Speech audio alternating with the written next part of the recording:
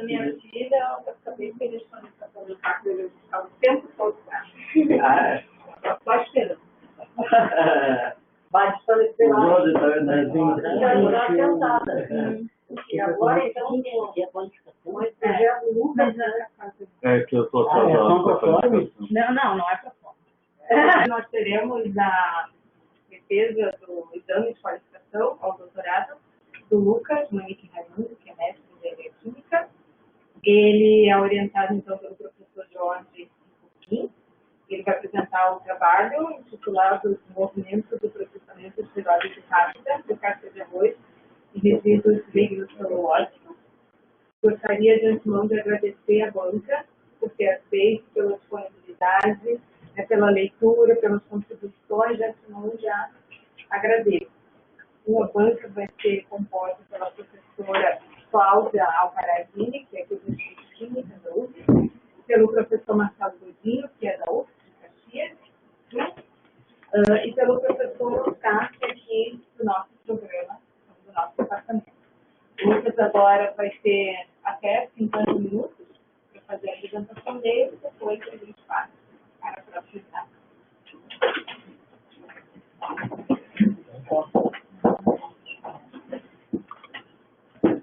Boa tarde, pessoal, de novo. Obrigado a todos por terem vindo aí, obrigado à banca, especialmente todo mundo que veio assistir. Vou apresentar meu trabalho de doutorado para vocês, a qualificação. Hoje a apresentação vai ter 8 partes, introdução, revisão, são 5 artigos, dos quais 4 já estavam ali no texto da qualificação. 2 estão submetidos, um está publicado já, e o 5º que está sendo escrito agora. E depois a conclusão. Que nem a gente estava conversando antes, já está em estágio bastante avançado, então estou quase no final e por isso também tem já esses 5 artigos para apresentar para vocês. Os dados experimentais até já foram apresentados antes, professor Oscar foi minha banca no October Forum. Então, até os resultados experimentais, para quem já viu, não vai ser muito diferente. Então, hoje eu vou tentar fazer uma apresentação mais dando o contexto, a história dos estudos e o que aconteceu por trás dos resultados, porque os resultados ficam nos artigos e a gente vai poder ver para sempre. Hoje vai ser uma coisa mais contextual. Então, para introduzir o assunto, por que a gente trabalha com pirólise no nosso grupo?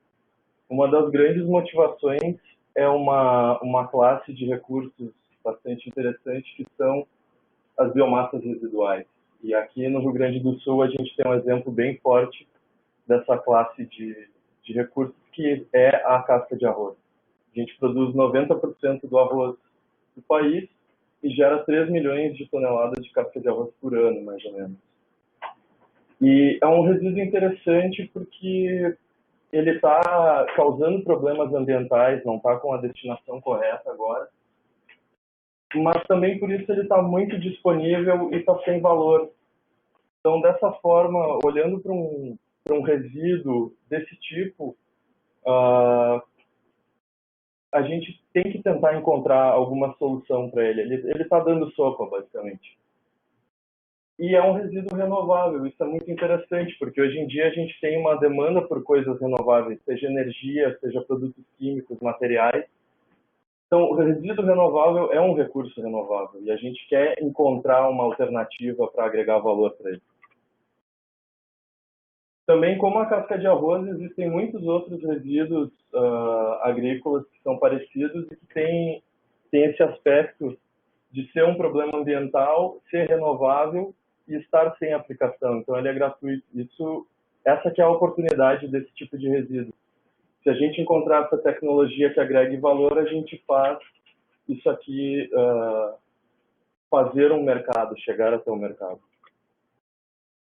Para ter uma ideia da importância, já hoje em dia, desse tipo de resíduo, na matriz energética brasileira, 75% milhões de toneladas equivalentes de petróleo já são oriundos de aqui produtos da cana e lenha e carvão vegetal. Então, no nosso país, isso já tem uma importância muito grande. Mas existem ainda mais recursos desse tipo que a gente não está utilizando ainda. E existem algumas razões do porquê. Por exemplo, para a casca de arroz tem 1 milhão de toneladas por ano sobrando. E alguns locais onde tem muita casca de arroz, a gente consegue aproveitar com grandes empreendimentos, com tecnologias como incineração, por exemplo. Mas em outros locais onde a geração é menor e onde isso aí está sendo gerado de maneira distribuída, a logística começa a complicar um pouco, porque se eu encher um caminhão de casca de arroz, por exemplo, vai caber umas 5 toneladas só. Então, existe um desafio associado com esse recurso que está descentralizado, onde a gente tem que pensar em minimizar transporte, que não é um troço muito denso, tem que pensar numa tecnologia que seja viável em pequena escala e pensar em chegar em produtos de alto valor agregado, porque geralmente nesses casos a geração de eletricidade não vai dar a viabilidade econômica. No nosso grupo, a gente pensou em utilizar a plataforma termoquímica para fazer a conversão desses resíduos, e o processo que a gente escolheu dentro dessas opções aqui é justamente a pirólise, que é onde a gente gera um produto líquido, que é o bioóleo, e é o produto que a gente acredita que, se a gente encontrar a aplicação dele, pode viabilizar o processamento por pirólise. Na pirólise, a gente pega essas biomassas e faz uma degradação térmica delas, e ocorre uma espécie de fracionamento. A gente vai gerar produtos gasosos, que são canalizáveis e que a gente pode queimar e aproveita o calor para tocar o próprio processo. Os produtos líquidos, que são os de nosso interesse, porque podem ser fontes de combustíveis, químicos, e é transportável e armazenável. E os produtos sólidos, que também têm aplicações interessantes em materiais, fertilizantes e na captura de carbono. E esse processo se encaixa, como ele é um processo muito rápido e muito compacto, ele se encaixa naquela questão da pequena escala que precisa para as biomassas residuais distribuídas. Uma outra coisa que a gente pensa sempre no nosso grupo é a questão assim da biomassa ser descentralizada. A gente vai propor um modelo descentralizado de produção.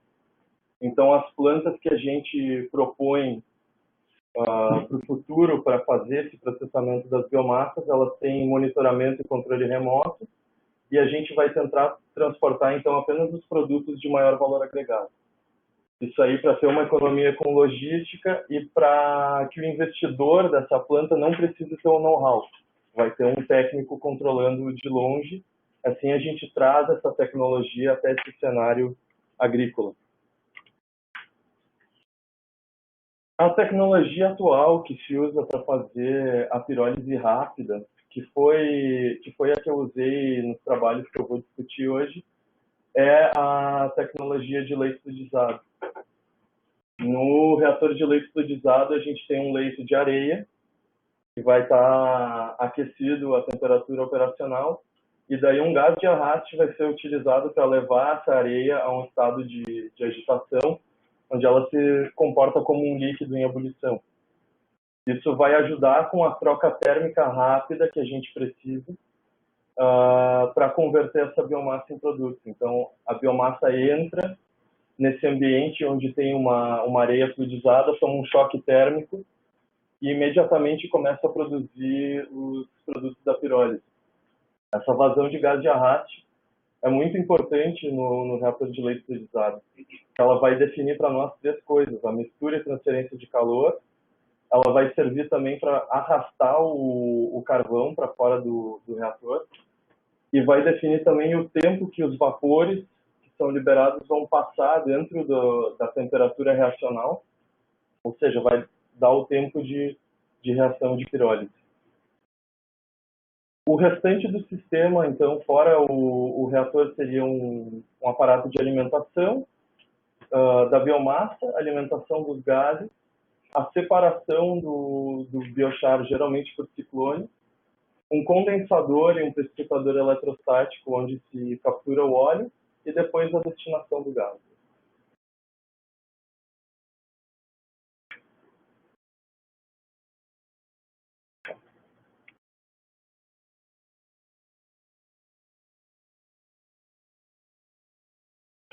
Atualmente, para se trabalhar com esse produto líquido da pirólise, existem alguns desafios. Esse produto líquido, ele pode ter uma fase, ele pode ter múltiplas fases, aqui não dá para ver muito bem, mas tem uma fase aquosa, tem uma fase orgânica embaixo. E é um produto que ele é muito complexo, ele tem muitos componentes, ele é bastante instável, reage consigo mesmo, ácido e tem baixo poder calorífico. E a causa para tudo isso são os compostos oxigenados que compõem ele, né? São coisas como ácido, fenóis, aldeídos, cetonas. Então, vendo isso aqui, uma estratégia comum, e foi uma estratégia que eu trabalhei nos 4 artigos que estão apresentados, é remover o oxigênio do bioóleo para tentar estabilizar, aumentar o poder calorífico e chegar num intermediário para fazer um combustível. E essa estratégia se vale também num processo de hidrodesoxigenação que pode ser usado para remover o restante do oxigênio e transformar esse bioóleo num hidrocarboneto. Então, geralmente, essa plataforma aqui que está sendo pensada nos estudos de pirólise, onde se tenta reduzir o teor de oxigênio. Mas existem algumas outras estratégias também, que são outros tipos de estabilização para o bioóleo e a utilização deles sem que tenha alguma mudança na composição. Então, os objetivos da minha tese era justamente estudar e avaliar a viabilidade da aplicação das técnicas de pirólise para o processamento das biomassas, com técnicas de aprimoramento diferente. Então, eu listei e qualifiquei várias rotas de processamento, caracterizei os produtos, vi vantagens e desvantagens da técnica. Outro objetivo era sugerir e desenvolver melhorias das tecnologias existentes, e foi aí que eu trabalhei mais forte, na realidade. Daí, depois, ainda que eu queria caracterizar o mercado e definir quais tecnologias teriam mesmo a viabilidade econômica. Então, para começar um pouco com a revisão bibliográfica, só passando algumas coisas rapidinho que vão ajudar a entender o restante da apresentação. Aqui, algumas quantidades de biomassas residuais que a gente tem sem ser processadas no país ainda. Lembrando, lá no balanço energético, tinha 75 megatoneladas equivalente de petróleo já sendo utilizado na nossa matriz, mas a gente tem aqui mais uma centena, talvez mais, que a gente ainda pode processar se a gente encontrar uma tecnologia boa. Quanto à composição das biomassas, as biomassas que a gente trabalhou são lignocelulósicas. Então, elas são compostas de lignina, hemicelulose e celulose. Então, a gente está partindo daqui. E o processamento por pirólise tem vários tipos diferentes, conforme a temperatura de operação, tempo que o sólido fica dentro do reator, tempo que os vapores ficam nas condições operacionais, tamanho de partícula, a gente vai ter diferentes rendimentos e diferentes produtos também. Isso tudo para dizer que a pirólise realmente é um universo, né? Dá para fazer várias coisas diferentes, vários produtos diferentes. E existe também nesses modos de pirólise existe uma evolução, vão acontecendo reações primárias e secundárias na fase de vapor que justamente vão mudando a composição dos produtos. A gente começa aqui, depois vai perdendo grupos funcionais, vai gerando gases, e a gente pode acabar, por exemplo, nos hidrocarbonetos que a gente quer. Também, para diferentes modos de pirólise, a gente tem diferentes tipos de reatores que podem ser utilizados, cada um com suas vantagens e desvantagens, operando em modo contínuo, em modo batelada. Eu, no doutorado, eu usei bastante, foi o reator de leite estudizado, que é contínuo e faz a pirólise flash e a pirólise rápida, onde se prioriza a geração de líquidos. Aqui é um fluxograma bem característico de um processo de pirólise, onde a gente está fazendo uma secagem, moagem da biomassa, reage ela, separa o carvão, daí utiliza o carvão externamente, ou mesmo pode utilizar o carvão também como uma fonte de calor para o processo. E também os gases, da mesma forma, a gente pode aproveitar para tocar o processo ou aproveitar o calor para secagem. E tem como produtos de saída o bioóleo e o carvão. Agora, uma parte mais sobre os produtos e como a gente pode aprimorar eles. Bom, primeiro falando dos gases. Aqui só para dar um exemplo de uma composição do gás, tem hidrogênio, metano, monóxido de carbono também tem bastante quando se trabalha com biomassa, CO2 e alguns hidrocarbonetos leves. Eu destaco que na plataforma anterior tinha um exemplo onde se poderia usar o carvão para dar energia para o processo, mas o gás já tem energia suficiente, geralmente, para tocar um processo de pirólise que seja bem projetado. Então, não teria por que consumir o carvão se a gente pode transformar ele num produto interessante. Então, o gás fica para queima, para obtenção de calor, e quando ele sobra, pode ser usado para geração de energia elétrica também. O biochar é o produto sólido. Aqui tem uma foto de um biochar de casca de arroz, que foi feito pela gente. E o biochar, ele tem uma série de características químicas e físicas que são interessantes, como, por exemplo, a alta área superficial, os grupos funcionais que ele tem, a retenção de umidade e oxigênio que ele tem no solo, a capacidade de absorver poluentes, e por causa de todas essas características interessantes, ele tem bastante aplicações. Uma delas, a mais simples, é a combustão, gasificação, mas também como fertilizante na compostagem, como absorvedor, carvão ativado, precursor de catalisadores e até mesmo no armazenamento de energias para fazer baterias e capacitores. E uma das coisas mais interessantes do biochar é que, se ele consegue ser agregado no solo de maneira bem sucedida, como ele tem o carbono originário da biomassa, no momento que a gente enterra carvão e ele fica fazendo parte do solo, a gente consegue fazer a captura de carbono também. Então, significa que a pirólise, através do biochar, ela pode ser um processo que é carbono neutro ou mesmo carbono negativo.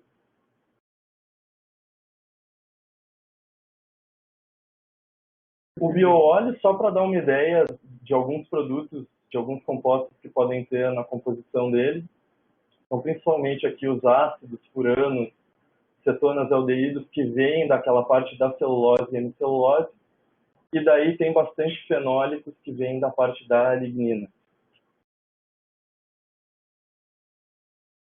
Algumas características do bioóleo também pode variar bastante. Umidade de 5 a 40%, poder calorífico bastante variável, teor de oxigênio também bastante variável.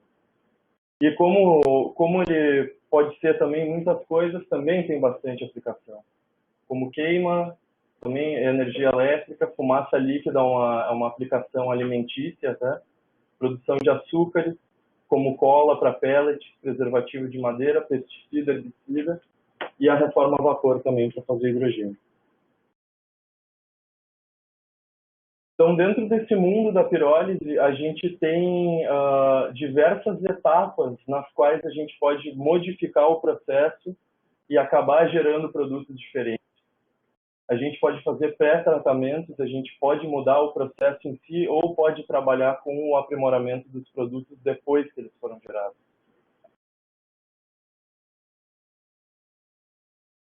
E daí aqui foi feita uma pequena avaliação de de algumas tecnologias e quais seriam algumas tecnologias de aprimoramento e quais seriam as mais interessantes para a gente estudar e avaliar.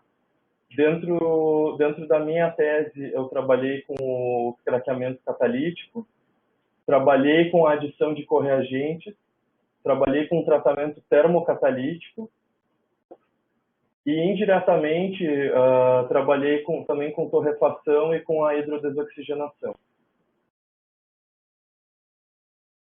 E agora eu vou começar a apresentar alguns resultados para vocês dos artigos.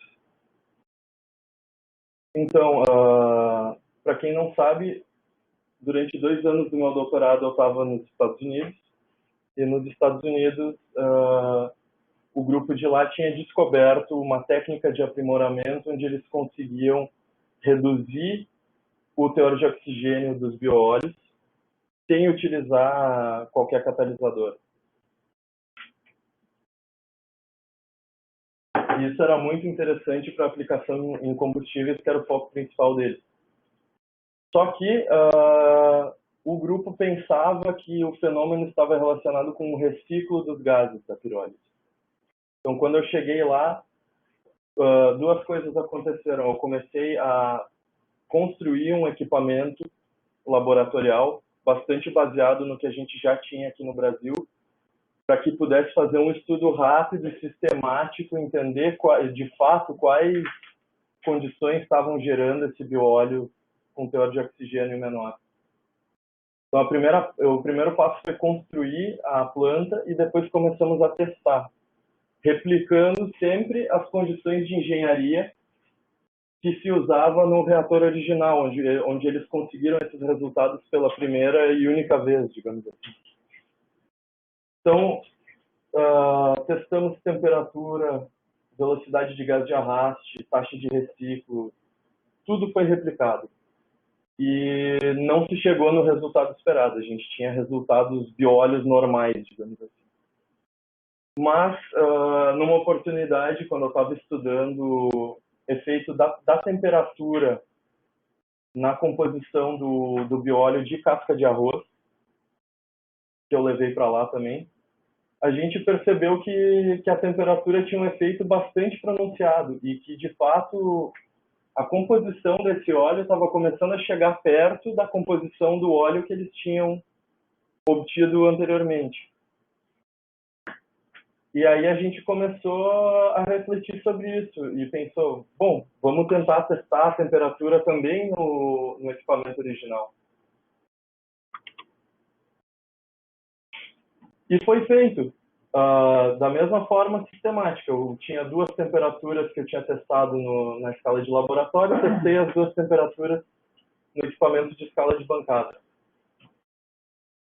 E consegui observar a mesma tendência. A gente conseguiu reduzir o teor de oxigênio dos bioóleos, aumentar aqui o BCX, fenóis, reduzir os açúcares, que era bastante característico do processo, mas não foi bem igual. Então, tive que pensar por que não tinha sido bem igual, sendo que eu estava replicando todas as variáveis certinho, né? E logo me dei conta que talvez tivesse uma zona de temperatura diferente que a gente não estava enxergando. E, de fato, era isso. Teve muitos problemas de instrumentação em ambos os sistemas, e resolvendo esses problemas de instrumentação e adicionando mais pontos de temperatura, a gente conseguiu enxergar que, da maneira que a gente estava fazendo a pirólise, com uma fluidização muito baixa, que não agitava, não cobria todo o reator, e um aquecimento externo, a gente estava gerando, no ponto onde não tinha leito, a gente estava gerando um ponto de temperatura muito mais alta do que a gente tinha pensado.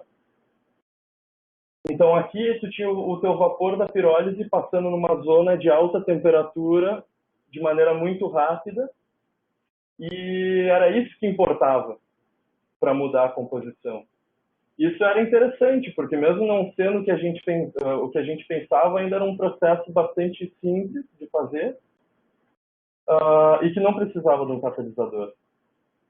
Além disso, a gente notou também que nessas condições aqui, o biochar não estava sendo arrastado para fora. Então, uma das hipóteses era também, o biochar pode estar agindo como um catalisador ainda para esse processo. Mas para estudar isso aqui de maneira sistemática, eu não poderia usar um sistema descontrolado, né? Então, a gente repensou o reator e as zonas de aquecimento que ele tinha e definiu um novo ponto de operação onde a gente aí sim, de propósito, ia usar uma temperatura mais alta que a gente conhecesse e que fosse uniforme em todo o reator para estudar esse fenômeno da maneira certa. Além disso, nesse meio tempo foram feitas algumas melhorias no sistema, onde a gente adicionou um filtro de carvão para capturar o carvão mais fino que o ciclone não estava dando conta. Isso nos permitiu ter corridas muito maiores, porque parou de entupir o nosso condensador com carvão. E daí a gente tinha frações líquidas muito limpas, que separavam bem de fase e que a gente conseguia analisar muito bem.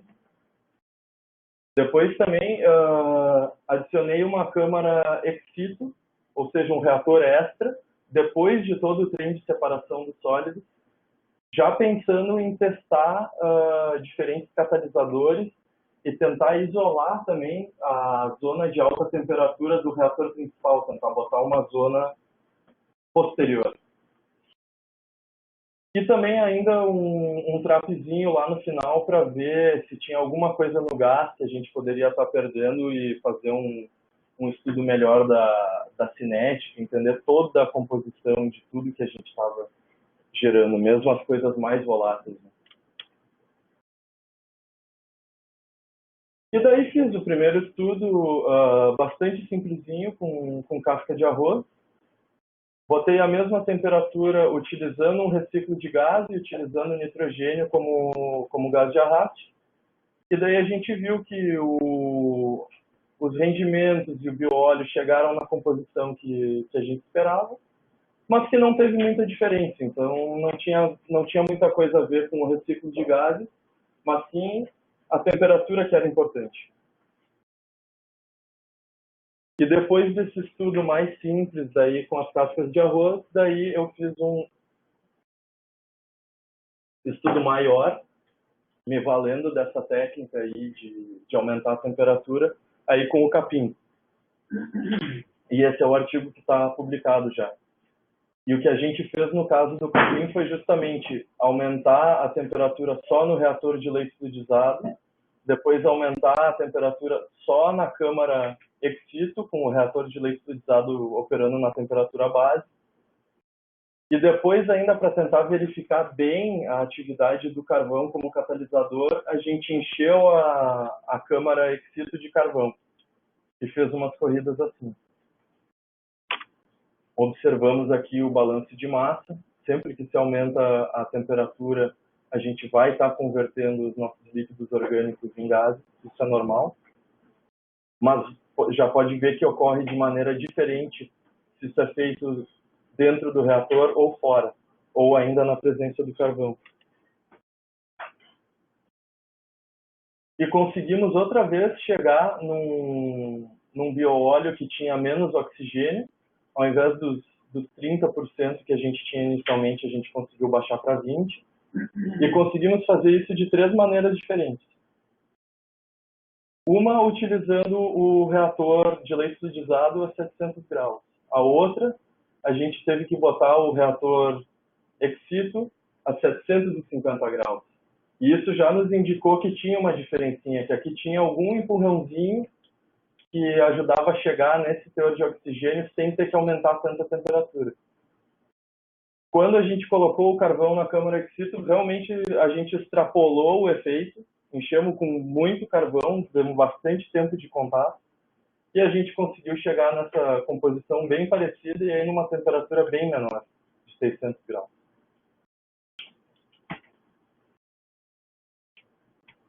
Então, esse foi o resultado interessante, assim, as descobertas que a gente fez sem ter que utilizar catalisador. Depois disso, por causa de uma parceria que teve com a Universidade do Maine, eu tive que testar uma técnica diferente, mas que era basicamente uma mistura dessa técnica do reciclo dos gases, com zonas de temperatura, e a coalimentação de uns compostos de cálcio, que era o óxido, o hidróxido e o formato de cálcio. Então a ideia era coalimentar esses caras com a biomassa e tirar vantagens de algumas reações químicas reversíveis, que é o óxido sorvendo CO2 e se transformando em carbonato. Da mesma forma, o hidróxido faz isso aí também e libera água. E também o formato de cálcio ainda muda a composição do gás, porque ele pode liberar CO e também pode liberar hidrogênio nas reações. Qual é que era a ideia por trás de utilizar essa coalimentação? Era, se desse certo, propor um processo grande depois onde se valesse de um ciclo onde a gente revertia essas reações e incluir isso no processamento de pirólise. A principal ideia aqui era remover esse CO2 na etapa de pirólise para tentar promover a remoção de oxigênio em forma de CO2. E depois liberar esse CO2 de maneira concentrada na regeneração do composto, deixar ele circulando.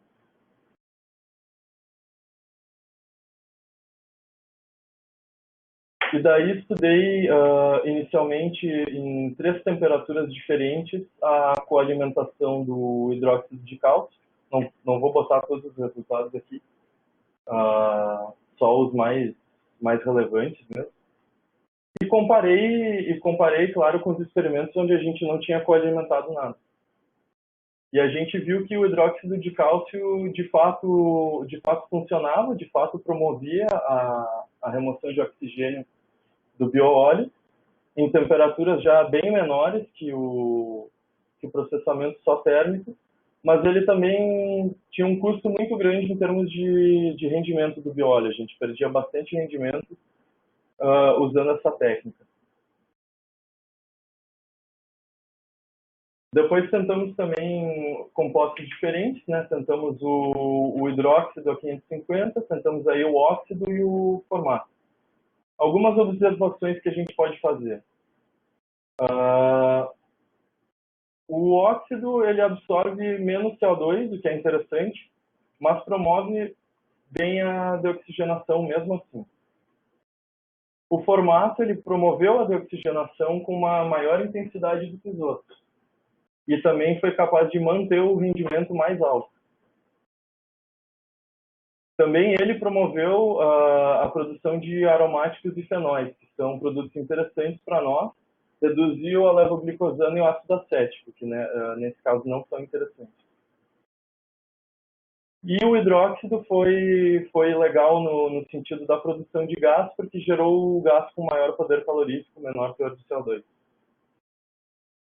Tudo isso foi interessante olhar o que esses compostos podem fazer na pirólise, mas pela complexidade que isso adiciona a um processo, já dá para ver de cara que não vale a pena, porque não gerou resultados muito superiores às outras técnicas, e incluir um loop desse tipo no processamento seria algo muito complicado, muitos equipamentos a mais. Então, para mim, isso aqui está ok. Caso encerrado, talvez seja interessante utilizar esses compostos num processo de gasificação, mas para pirólise, acredito que não. Aí depois, o quarto estudo foi com catalisadores.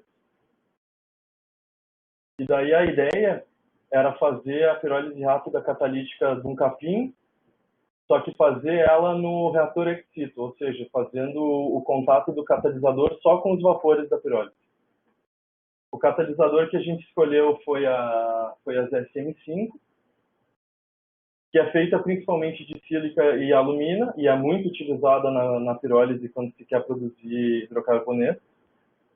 E ela é especialmente interessante no nosso caso aqui, porque essa sílica pode ser obtida da cinza de casca de arroz. Então, em teoria, e alguns estudos já mostraram isso, a gente pode fazer esse catalisador com a cinza de casca de arroz. O catalisador seria renovável também. E a motivação para eu ter botado o catalisador lá atrás e não no meu reator principal era fazer uma comparação com outro estudo que a gente já tinha feito de maneira in situ, né? Evitar envenenar esse catalisador com os metais que vêm do carvão, evitar a perda do catalisador misturando ele com biochar e areia, e também separar as etapas de pirólise e upgrade catalítico, que podem ter condições ótimas diferentes, né?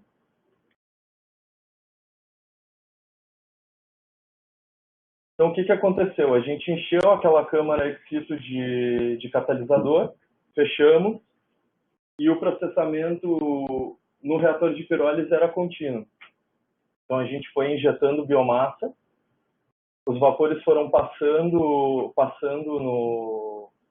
no segundo reator, né, que tinha o catalisador, e a gente foi acompanhando a quantidade de biomassa que a gente tinha alimentado em relação à quantidade de catalisador. Enquanto a gente ia alimentando, vai se formando coque no catalisador e ele vai desativando. Durante a corrida, então, a gente foi acompanhando a composição dos produtos enquanto ela mudava e o catalisador ia se desativando. A gente observou principalmente a composição do gás e o rendimento de água no condensador. Lembrando que o CO, o CO2 e a água são espécies que removem o oxigênio, são os carregadores de oxigênio que a gente quer tirar lá do bioóleo. E o que a gente observou aqui foi interessante. No início, com o catalisador bem novinho, a gente tinha bastante água, pouco metano, por exemplo, que é uma perda, a gente não quer gerar metano nesse caso, e pouco CO. E à medida que o catalisador foi envelhecendo, a gente passou a gerar menos água e passou a aumentar a produção de metano e CO. E essa aqui era a carinha dos produtos que a gente ia tirando no condensador à medida que o catalisador ia envelhecendo. O primeiro produto foi muito interessante para nós, porque a gente conseguiu medir no GC 92,3% de aromáticos. A gente quantificou de fato isso aqui, onde só o benzeno, o tolueno e os estiloenos já dava 80% da composição. Então, nesse caso aqui, a gente conseguiu produzir hidrocarbonetos a partir da biomassa. A acetona foi o único composto oxigenado que a gente detectou. E fiz uma estimativa de que o teor de oxigênio desse óleo aí estava em torno de 1%. Pela composição e os rendimentos, isso aqui é a melhor solução que existe. A pirólise catalítica é a melhor solução para a geração de intermediário para combustível. Não fica muito melhor que isso aqui. O processo pode melhorar muito ainda se forem encontrados catalisadores mais baratos, mais eficientes, e a gente consiga melhorar os rendimentos. Mas para aplicação em combustíveis, quando eu cheguei nesse resultado aqui, eu meio que encerrei essa história e fui buscar outras coisas. Uma técnica que pudesse trabalhar com um bioóleo com teor de oxigênio alto. E por quê? Justamente porque essas tecnologias que fazem a desoxigenação, elas reduzem o rendimento. Então a gente está perdendo produtos líquidos orgânicos que a gente pensou lá no começo em vender. Isso é ruim para o aspecto econômico do processo. Além disso, os combustíveis são coisas de baixo valor agregado. E é muito difícil competir com outras tecnologias de geração de combustíveis. Então a ideia era justamente trabalhar com o bioóleo comum, que a gente consegue obter em maiores rendimentos, e começar a separar frações do bioóleo, buscando nessas frações já os produtos de maior valor agregado.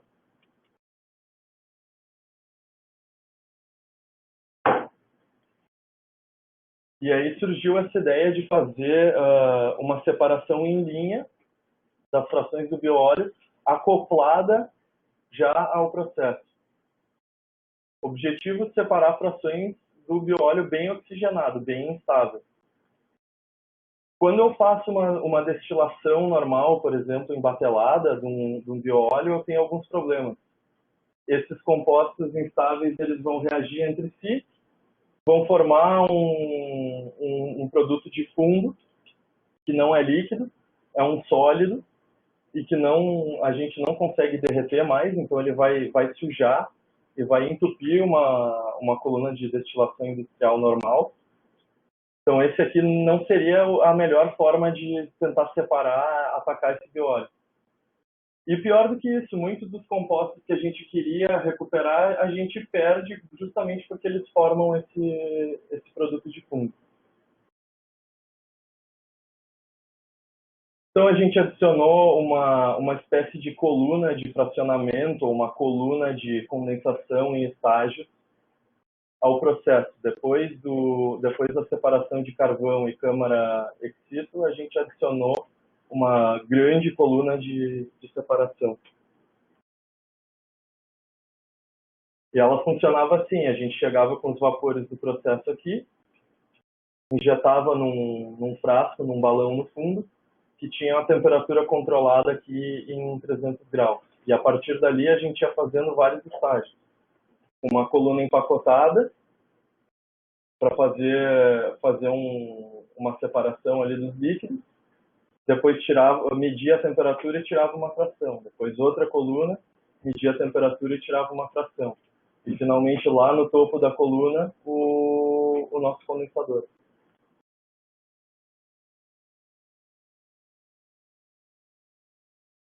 E daí o método que eu utilizei foi justamente comparar uma destilação embatelada com essa destilação online, para ver o que a gente estava perdendo e o quão eficiente isso aí iria ser.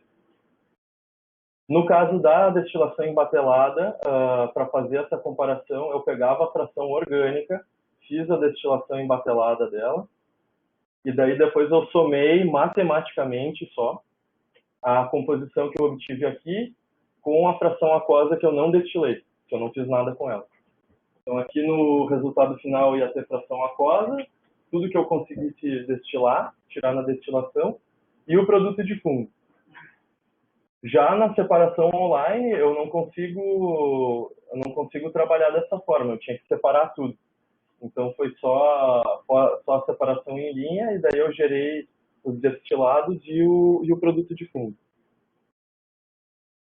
E fazendo dessa forma, diretamente no processo, a gente conseguiu reduzir a perda de compostos e a formação de produto de fundo em 85%. E mais do que isso, a gente conseguiu identificar esses produtos oxigenados que a gente estava perdendo. Por exemplo, a levoglucosana é uma interessante que a gente estava perdendo 80% dela fazendo uma destilação embatelada, enquanto separando em linha, a gente conseguiu preservar ela muito bem se comparado a um processo onde não se faz nada.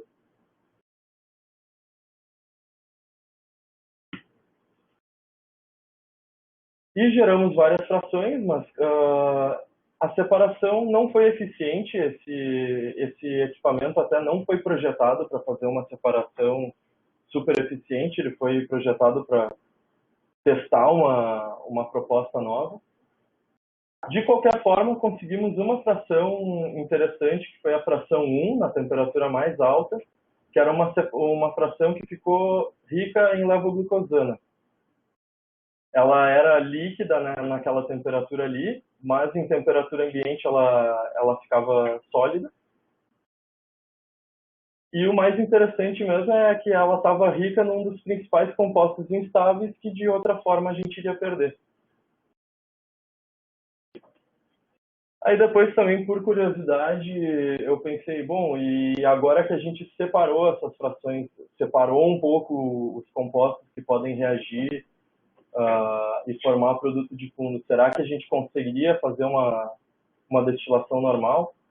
E daí eu tentei tentei evaporar eles, mas a resposta é não. Essas frações são separadas, mas ainda são instáveis de certa forma.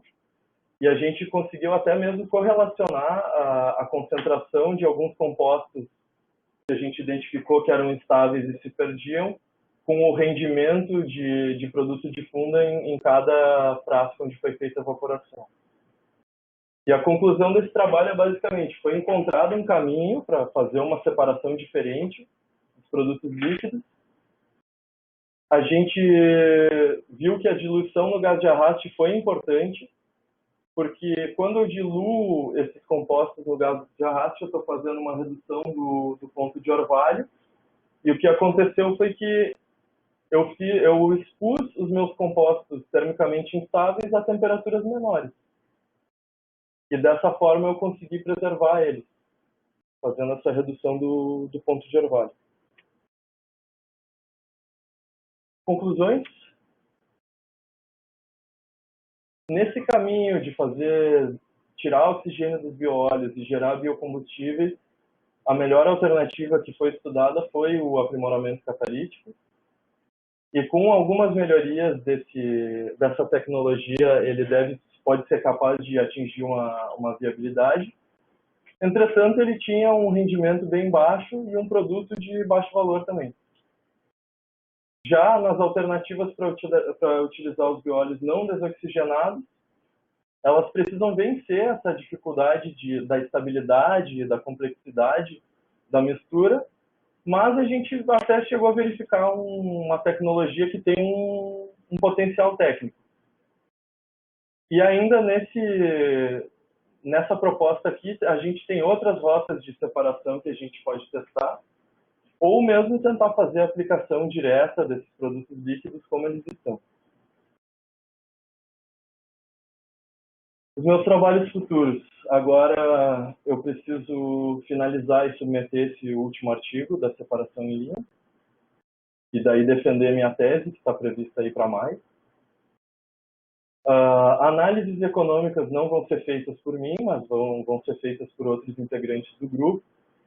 E baseado nesses dados que a gente tem agora, a gente deve conseguir ver o que tem mais viabilidade econômica e quais os pontos-chave, se falta alguma coisa para se atingir essa viabilidade com as tecnologias.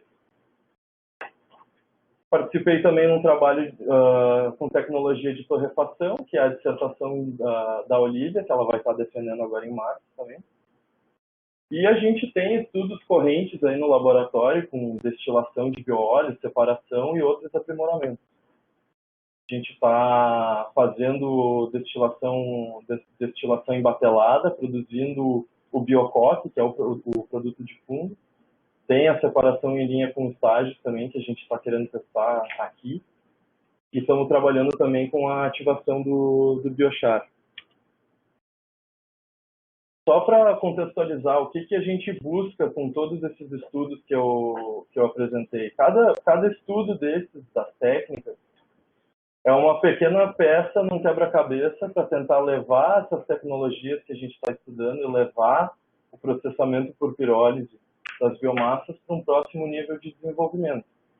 Hoje em dia a gente está trabalhando com um nível de tecnologia 4, a gente testa coisas no laboratório, testa em plantas de bancada, e o nosso objetivo agora é tentar levar uma ou mais rotas de processamento para escalas de demonstração e tentar chegar no comercial um dia. Muito obrigado.